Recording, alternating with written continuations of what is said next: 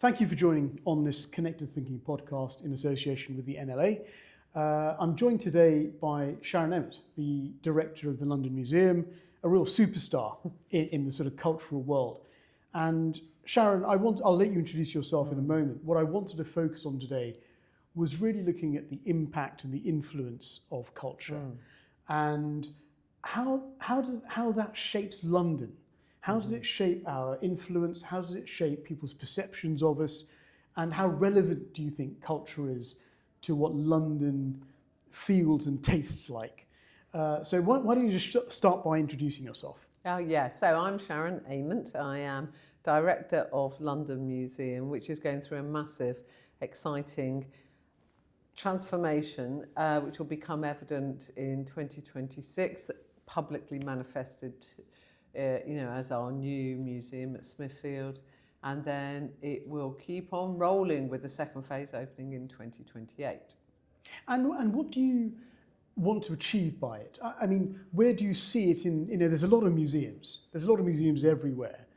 Where do you see the London Museum's vision? So London Museum tells the story of London, and this is like no other city. So it's a true global capital.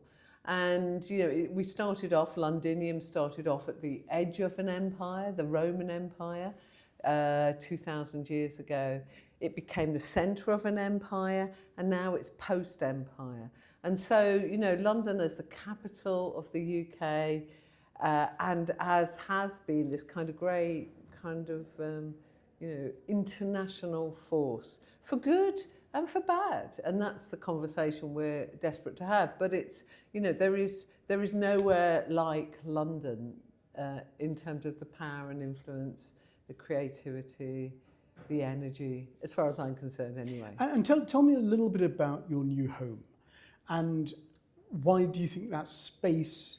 Well, do you think that space is important and relevant to where you are and the story you're trying to tell? Because I want to sort of understand a bit more about what the built environment around you means for your new home, and why you think it's relevant to be in the space you're going to occupy.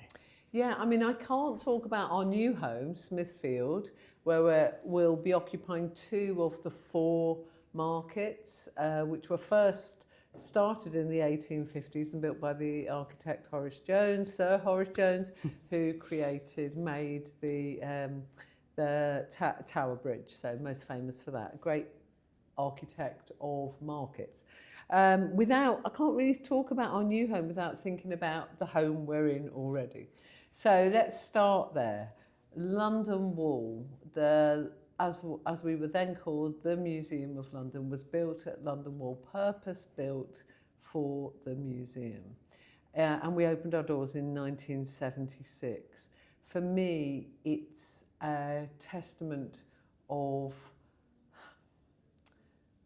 bad, imperfect design, changes which didn't hold on to the essence of the museum, which resulted in a museum that wraps around the Ironmonger's Hall, is hard to get into, hard to know where it is. And in fact, the day before we opened at London Wall, 1976, in the Times it said, "Tomorrow the Queen will open the new Museum of London if she could find it."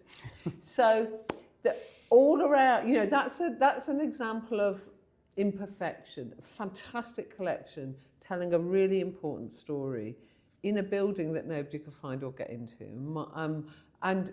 And then if we move fast forward to our opening year next year, 2026, some 10 or so years later, after deciding to move from London Wall, we're about to inhabit a set of buildings that were markets in a place that was purposefully built for transaction, for goods to come in and people to come in to Smithfield, and for that transaction to be simple and easy. It's the centre of a transport hub. So even though I'm going to inhabit market buildings which had a previous use and a previous life before us, they are much better suited to London Museum, to welcoming 2 million people, to housing hundreds of thousands of collections, than our building at London Wall, which is purpose-built for us. So do you think part of that is because the bones of that new building have a history of their own, they have a story of their own to tell? Do you think that fits in with the narrative of what you're trying to portray in the new museum? That is hugely important. So we know that there are many cultural buildings across the world, and we think of our own city here, where, the amazing, Tate Modern occupied a former power station, Bankside. For Tate Modern, the prehistory of Bankside, their building before it was Tate Modern, is kind of not really interesting to them. The history and the stories embedded in Smithfield for our museum, London Museum, is immensely important. And every corner of the building has a different story to tell, quite literally every corner. And so you're right, the bones of all that has gone before is embedded, enshrined in both the broad place and the specifics of the market building. So that is hugely important. Yeah. But I've also learned that market buildings make great museums. Okay. And where you think, it's interesting you mentioned that it was always a very people-centric structure because it was designed, you said, it's for transactions, for people to come in and out and trade their goods and all the rest of it. I suppose that makes for a much more natural flow of people to come in and out. Why do you think, well, I suppose two questions. The first is, why do you think London needs a museum? And the second is, does London need to tell its story to the world? I think London absolutely needs to tell its story to the world and keep on telling its story to the world, in a world in which people are really too busy shouting at each other to listen to each other and to see each other.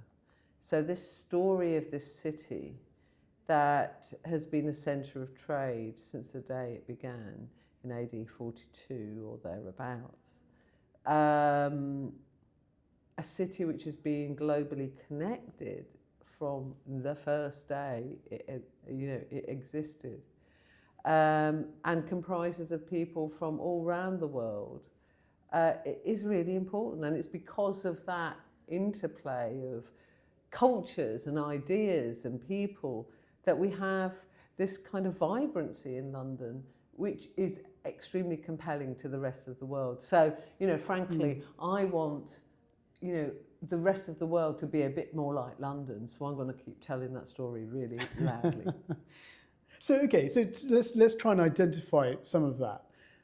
What is it that you think that makes London the best city in the world? Because there are some great cities around the world. Let's be fair. I mean, look, New York has its own flavour. Tokyo has its own flavour. There are cities that would claim the same crown as London. What is it that you think the London Museum will bring out about London's culture? Because the history we've got, I agree, from the Roman times, the story of migration and emigration in London is a huge part of what makes London what it is today. What is that sort of special something, do you think, that makes it slightly different to everywhere else? I think first of all, we all rub along together in the physicality of London itself. On the streets, there are no places that are no-go zones in London. There are no places that are exclusive. Even the most posh private road, in Kensington, everyone can walk down. There is this kind of openness about the city, and there's an openness about the people. And, I'm a cyclist, I use public transport, I inhabit the parks of London, all these places where, you meet people who are really different from you, and I've sat on a bus and doing my French homework because I'm trying to learn French, and people have looked over my shoulder and helped me conjugate verbs. Hurrah! It's fantastic. The kind of conversations, the languages, and all of that. And I think that is a great leveler. And you know what? We like it. We really like it. Yeah. And when I look at that sort of era going back a little while, not too long ago, when we had sort of Cool Britannia. Do you remember? And we had the Olympics, and there was a real sort of surge in wanting London to win and be successful as a city. And I think there came a cultural identity with that. And I look today and I sort of feel, do we have that? Do we still have that sort of thread of cultural identity flowing through London? What sort of role do you think the museum has to play in identifying that sort of cultural thread? I think we do have that. I think we do have a set of behaviours and values and ways of being in London that have perpetuated almost forever. And I'll give you some examples. And I have the evidence in our collection. We've got 7.5 million objects in our collection. Wow. And they range from actual Londoners, human skeletons, the evidence of Londoners, through to their clothes, through to their ideas, through to food. I mean, we've got, art, costume, it's amazing. So we have this great bank of evidence that shows a few things. I can show you through prehistory, international trade with the continent.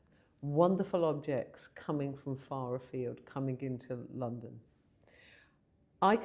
One of the big things that we know about London, and you will hear it, and we have evidence of it.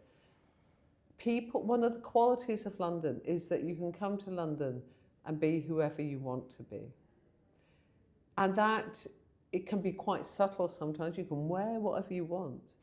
No one's really going to be bothered. You're not going to offend people, and you can be who you want to be. So there's an example. In our collection, we have a skeleton of a Roman Londoner. She was about 32 when she died. She was born in Africa. She grew up in the Mediterranean, and she found herself at the edge of the Roman Empire. I don't know her name.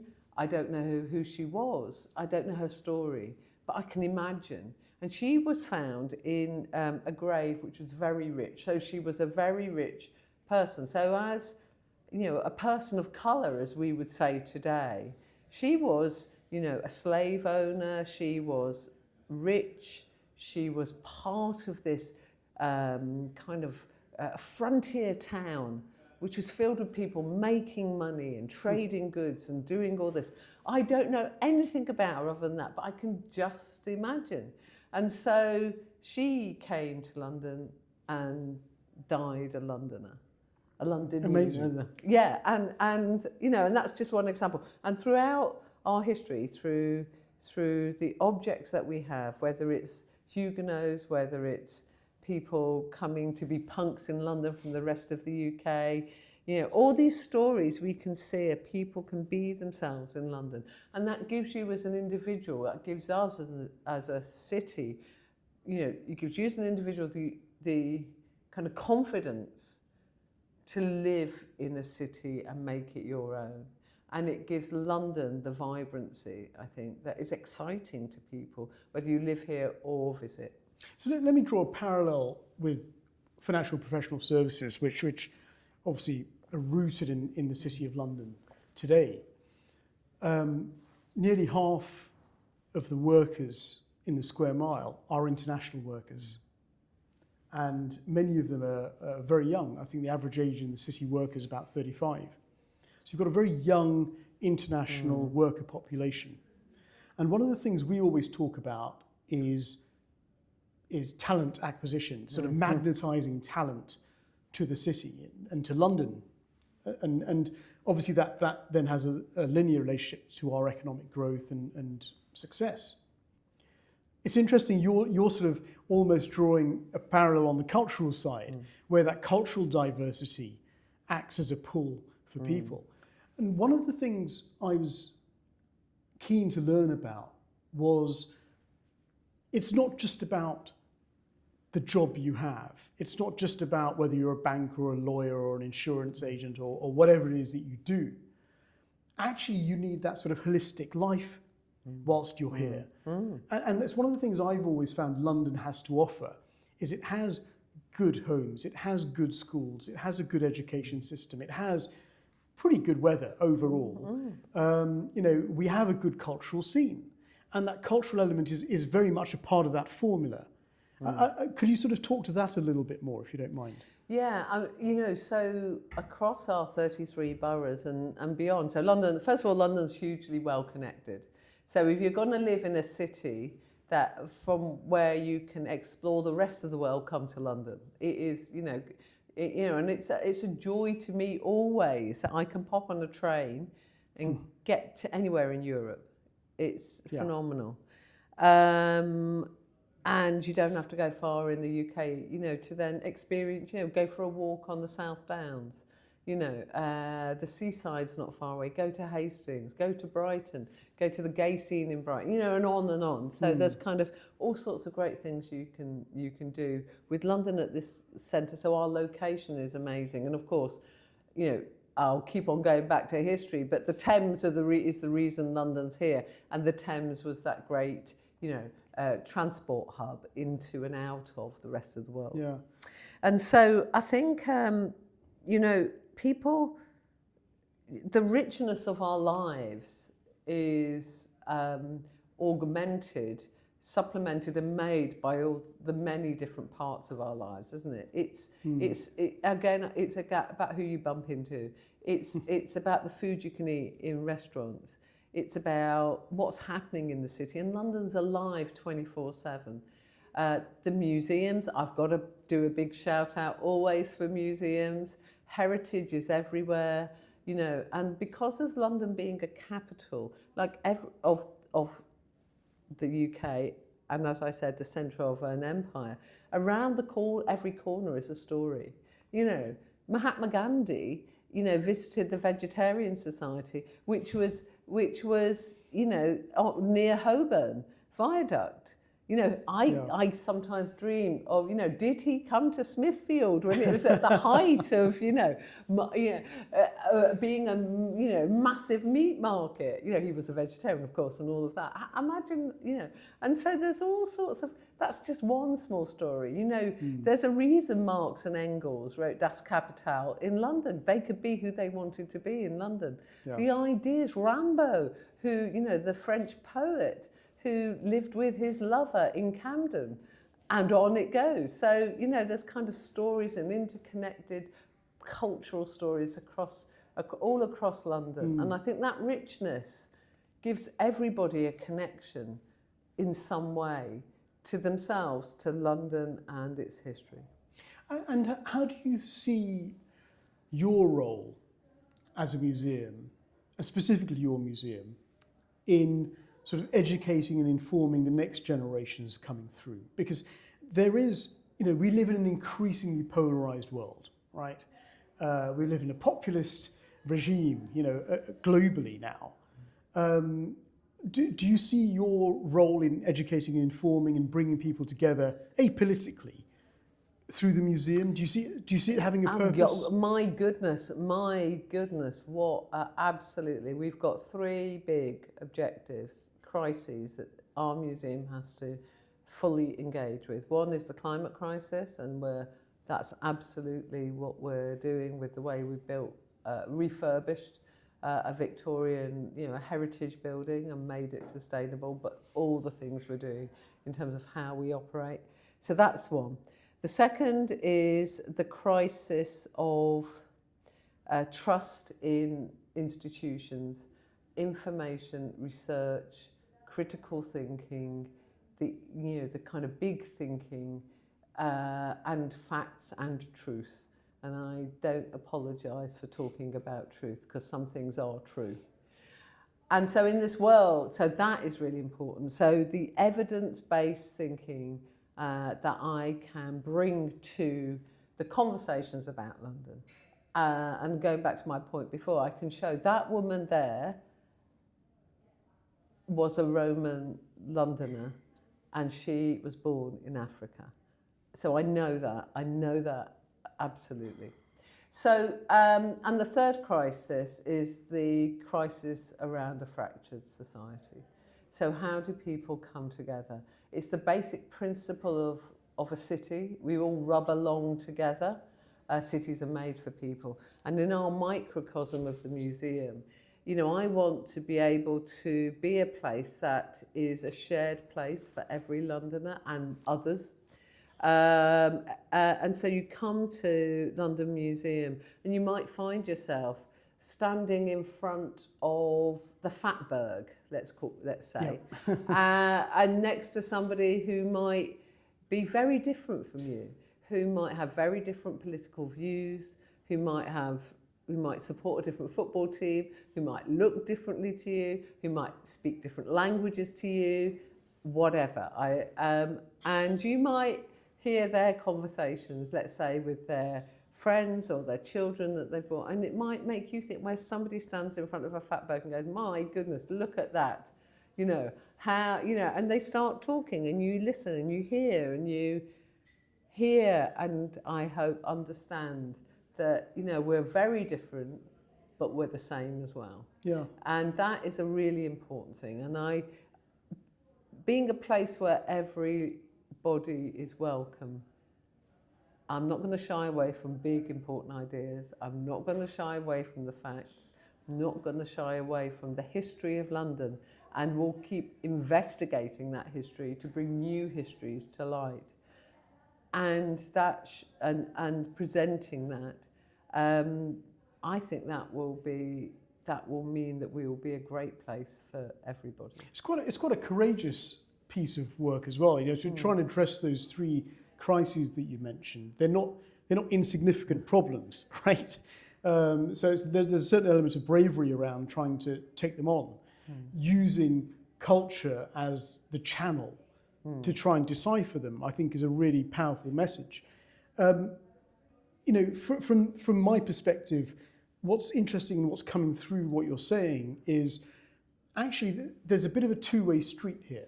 There is information that we want to get across to people in the world to educate and inform about the history of London.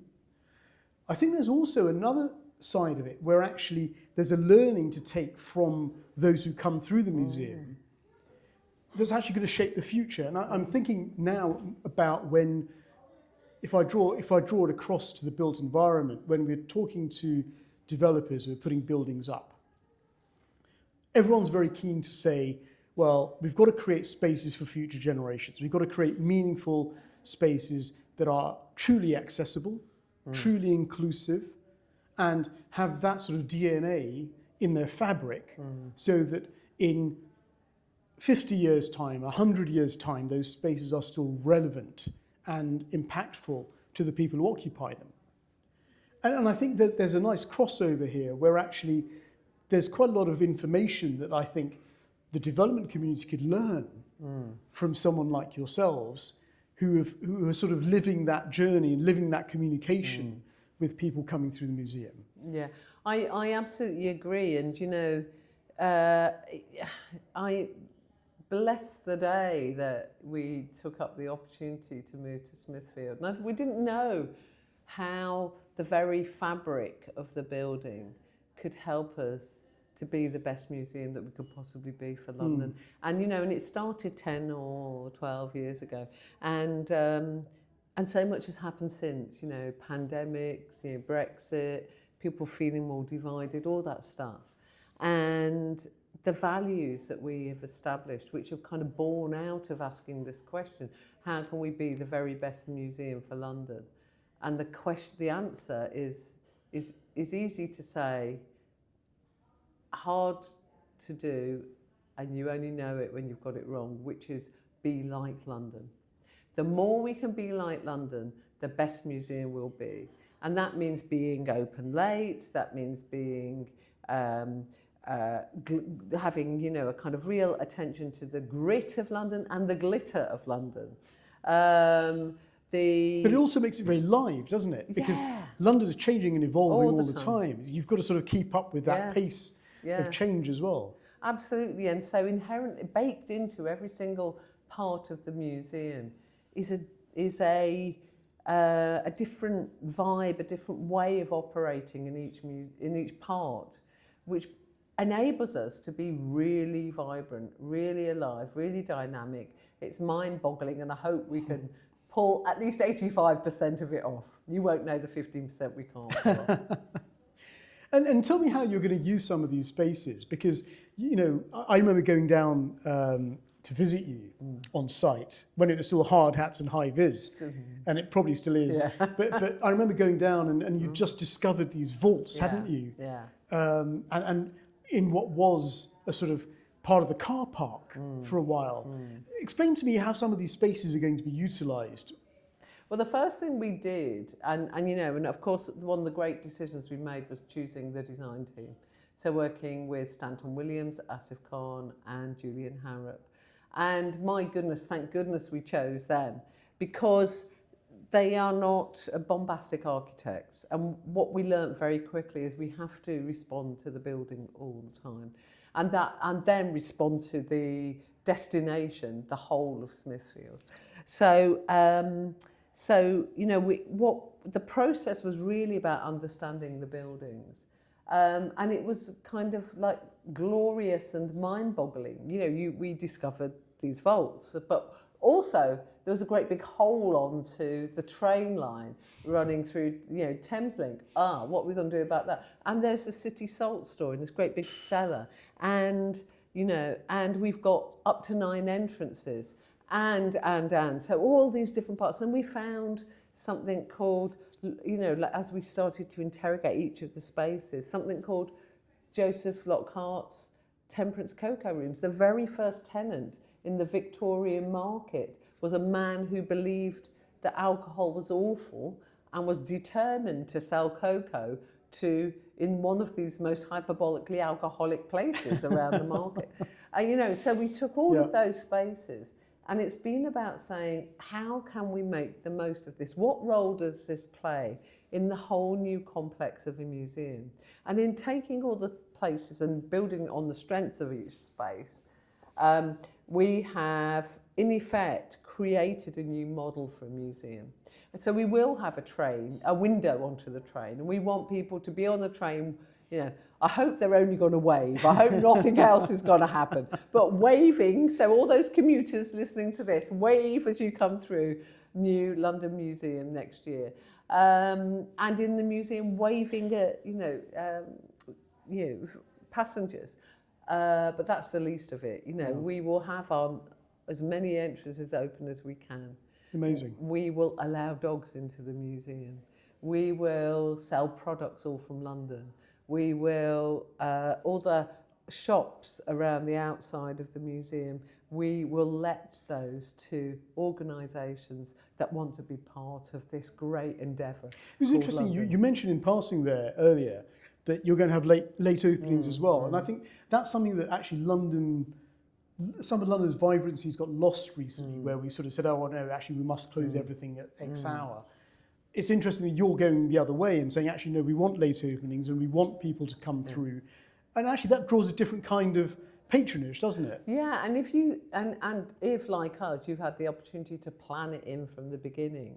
And again, it goes back to that question, how can we be like London? How can we be the best museum for London? We'll be like London. Oh, we've landed in a place which is one of London's truly 24-hour places, with the market, with fabric, with a big NHS hospital, all operating 24 hours. So we aim to do a bit of 24-hourness, and definitely on the Friday and Saturday night, we will be open into, late and, into the night time.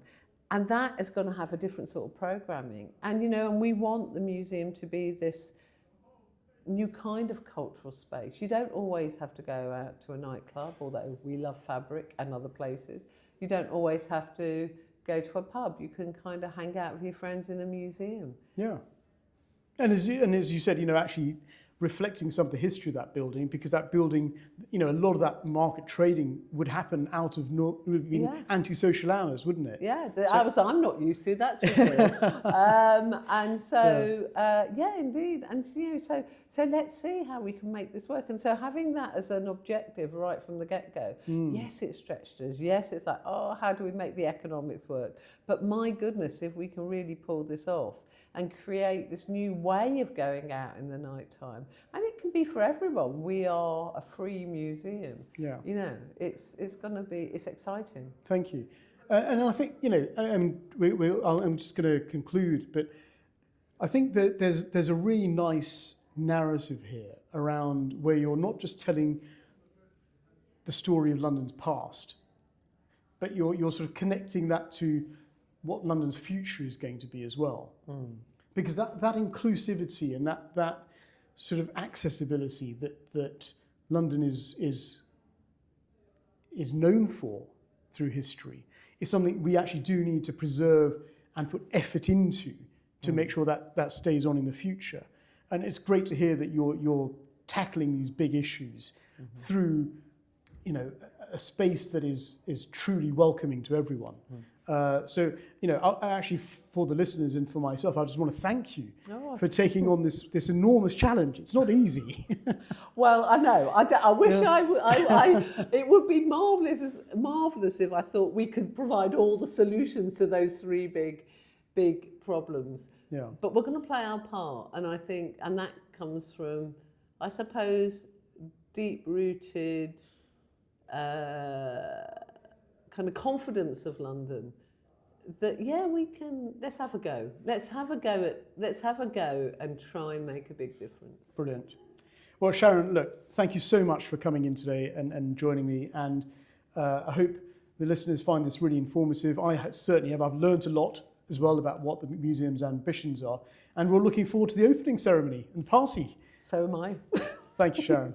Thank you.